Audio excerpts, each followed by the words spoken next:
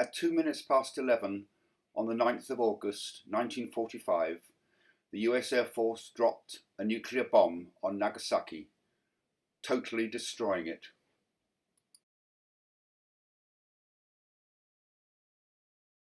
Today we are here to commemorate this terrible event, in the hope that with the efforts of the Campaign for Nuclear Disarmament, it will assist in banning all nuclear weapons worldwide and to remind people of the terrible consequences of the use of nuclear weapons. On Nagasaki, 75 years ago today, at 11:02 a.m. on the 9th of August 1945, 3 days after the first bomb was dropped on Hiroshima, we shall shortly be observing 2 minutes silence to remember all the victims. We are Calderdale CND for Peace and Justice, and we have been holding services of commemoration in Hebden Bridge for the last several years on the wavy steps in Bridgegate, and we've involved local choirs and more speakers. This year, owing to COVID-19 restrictions, we've scaled down our event to allow for social distancing and other measures. However, we are delighted to be joined by the Mayor of Hebden Royd, Val Stevens. You're welcome to join us, but please stand apart from other people. This event will be available to view on social media afterwards. We will now observe 2 minutes silence at the time that the bomb was dropped on Nagasaki all those years ago. After the 2 minutes silence, Julia will give some background to the event. Thank you. Friends, we are here today to stand united and remember the catastrophic effects of the nuclear attack on Japan by the United States 75 years ago in Nagasaki. Today, we pause to reflect on those whose lives were annihilated in a heartbeat in both the cities of Hiroshima and Nagasaki. Those families, children, grandparents, mothers, sons, fathers and daughters. And we also remember those whose lives have been and continue to be devastated by the long-term consequences of these nuclear bombs. At this, the 75th anniversary, we come together in love and peace and, as always, determination. But this year, I feel we represent a growing sense of anger that we live in a world where these weapons are produced, stockpiled and patrolled around the globe. Anger that while billions can be pumped into a nuclear weapons system, health systems are crumbling worldwide under the impact of a global pandemic. Economies are falling apart. Hundreds of thousands of people are dying needlessly. And on top of that, and through all that, the impacts of climate change are devastating entire regions of our planet. Our government is spending £205 billion on replacing the Trident nuclear weapons system. A nuclear weapons system that is unsafe, contravenes international treaties, and can never be used. We must not forget the images of Hiroshima and Nagasaki, and we must refuse to accept the language of nuclear deterrence, so-called deterrence. We're in a crucial position today, and we're not without hope. The Treaty for the Prohibition of Nuclear Weapons, agreed by 181 states, is currently passing through the United Nations process. 40 nation states have already ratified it, and when another 10 do so, it will enter into law. It is to our shame that the UK government is refusing to engage with this treaty. However, we are the majority, we who ask for nuclear disarmament. The towns and cities are taking it upon themselves to sign a pledge of support for the treaty, to put pressure on the central government. And Hebden Royd was the second in this country to do so. We're rightly proud of that. And we hope that Todmorden and Calderdale and other parish councils will join Hebden Royd, and we are working towards that. We must continue to speak out for the people of Japan and people all over the world and say no nuclear. And to be invited as the mayor of Hebden Royd Town Council. In a previous existence, I was on Manchester City Council when we first declared Manchester as a nuclear-free zone, and I was part of that council that determined that. And as you may know, Manchester is still very heavily involved in Mayors for Peace and all the other activities that follow on from the support of banning nuclear weapons. So I won't say any more because it's a very long speech. I'm reading the speech that was made today, and that just shows how connected our world is. I printed this off today, and there is the mayor of Nagasaki delivering this speech today in Japan. So this is the Nagasaki Peace Declaration. I should give his name, Tahani Tao, if I pronounce the Japanese. I think it's pronounced Tao.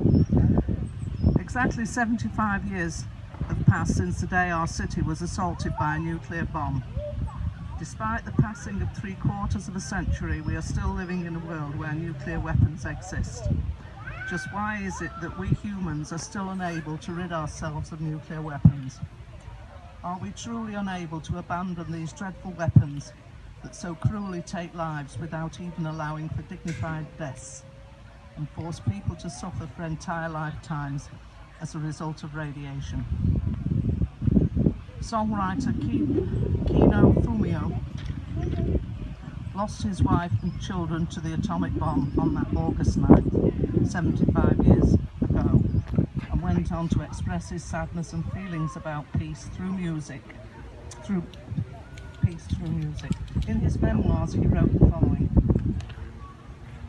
"The tragedy that unfolded beneath the reddish-black mushroom cloud that spread out on that day is deeply embedded in my heart. The awful sight of hideously burned people covered in flames, innumerable corpses scorched until they were almost carbonized and spread around the debris like logs, women wandering about with leaden eyes. Phantasmagoric visions such as this vividly revisit my mind as the day of August 9th comes around each year. In order to see that no one else ever goes through such a hellish experience, the Habakusha, or atomic bombing survivors, have fervently striven to inform us about what went on underneath that mushroom cloud. However, the true horror of nuclear weapons has not yet been adequately conveyed to the world at large. If, as with the novel coronavirus, which we did not fear until it began spreading among our immediate surroundings, humanity does not become aware of the threat of nuclear weapons until they're used again, we will find ourselves in an irrevocable predicament. This year marks the 50th year since the Nuclear Non-Proliferation Treaty, or NPT, entered into force. This treaty, which promised that there would be no increase in nuclear weapon states and that nuclear disarmament negotiations would be pursued in good faith, is an extremely important agreement for humankind. However, in the past few years, motions of the nuclear weapon states to go back on the promise of nuclear disarmament have been increasing, as evidenced by initiatives such as the scrapping of the Intermediate Range Nuclear Forces Treaty, or INF Treaty. In addition to that, the development and deployment of newer, more sophisticated nuclear weapons and smaller, easier to use nuclear weapons is proceeding. As a result, the threat of nuclear weapons being used is increasingly becoming real. Only 100 seconds remain. In order to symbolise a state of crisis, the doomsday clock, an indicator of the time left until the Earth's extinction, was set as its shortest time ever this year. 3 years ago, the Treaty on the Prohibition of Nuclear Weapons was adopted by the United Nations. This treaty clearly states that nuclear weapons should be eliminated in accordance with the wishes of humanity. Among the nuclear weapon states and countries under the nuclear umbrella, there have been voices stating that it is too early for such a treaty. That is not so. Rather, nuclear arms reductions are far too late in coming. It is now 75 years since the atomic bombings and the founding of the United Nations. Having reached this milestone, we should now be remembering that humanity itself promised to eliminate nuclear weapons in Resolution 1 of the United Nations General Assembly when the Pope visited Nagasaki last year. He said two things that may be keys. The first was that to make this ideal, a world of peace free from nuclear weapons, a reality calls for involvement on the part of all. The second was that there is no need to break down the growing climate of distrust. I hereby appeal to everyone around the world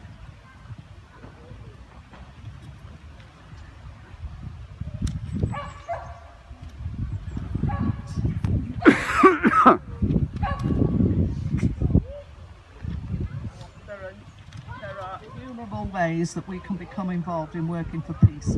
This year, many people have been applauding the continued efforts by those in the medical profession to battle the novel coronavirus.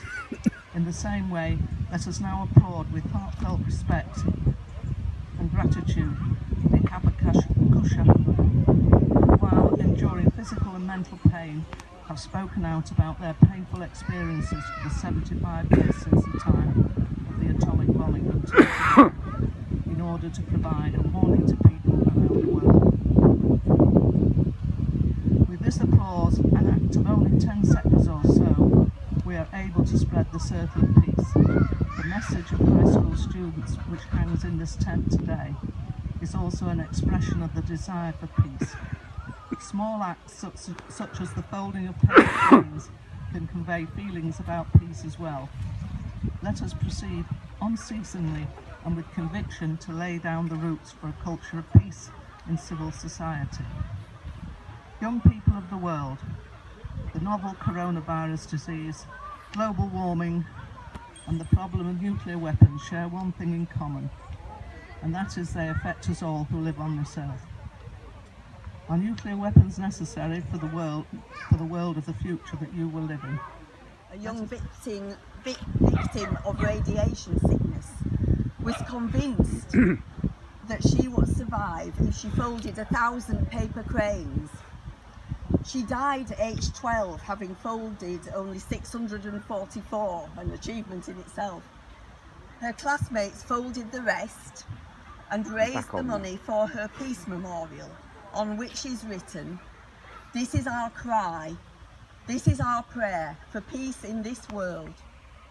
The origami peace crane has become an anti-nuclear symbol, and every year since 1945, lanterns have been floated on the Ota River in memory of those who died. And this is just a short poem called Write Peace by Chris Salt. Write peace on the wings of 1,000 white cranes. Light your lanterns, set them adrift on the 7 rivers of Hiroshima. Light them for those who charred their gender, so charred their gender couldn't be named, their eyeballs guttering down their cheeks like candle wax. Light your lanterns, set them adrift on the 7 rivers of Hiroshima. Light them for the flayed flesh of the disappeared, hanging in flags from flaming skeletons of oleander. Light your lanterns, set them adrift on the 7 rivers of Hiroshima. Light them for children seared to bowel and bone under the black rain, who one by one stopped singing. Write peace on the wings of 1,000 white cranes. Light your lanterns, set them adrift on the 7 rivers of Hiroshima.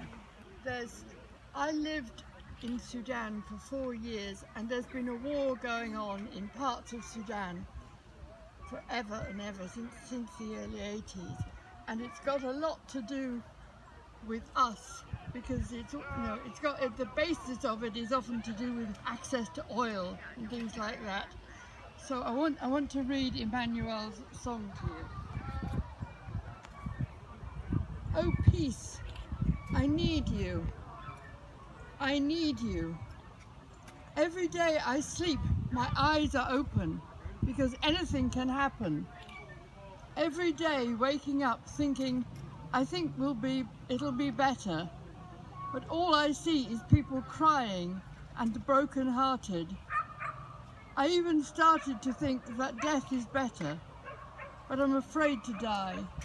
I want to wake up, and I'm tired of running from place to place. I'm tired of running from one country to another. Oh, peace, we need you. We need you, peace.